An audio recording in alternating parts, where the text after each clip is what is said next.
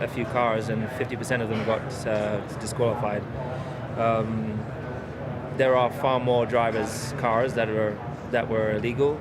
The skid is not a performance element. Of course, if you have a flat surface, everyone's going to be pushing their car to be as low as possible. But it's mostly some cars handle the bumps better than others, and we've had a very stiff and bumpy car for quite some years, for the last 2 years. But ultimately, it failed the regulation, and that needs to change. When we are speaking about such small numbers, anything could have made a difference. A curb ridden a bit more in an aggressive way or whatsoever. So, but at the end, rules are rules, and we need to respect them. So I understand we had to be disqualified. That's clear.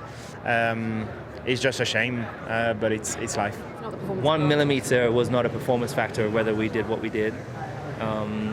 It wasn't like the floor bowing and giving us extra downforce or anything like that. It was terrible over the curves, and if we had raised the car a millimeter or half a millimeter, whatever it failed by, it would have made a difference. Except for we would just fail. We would have passed the test. But yeah, it's nothing worrying in terms of performance. We haven't seen a better performance because of that, not at all.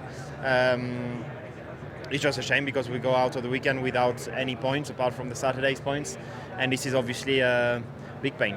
The sport really had such an amazing weekend, such a great turnout and a great race, and then every time we take steps forward within the sport, something like that really taints it.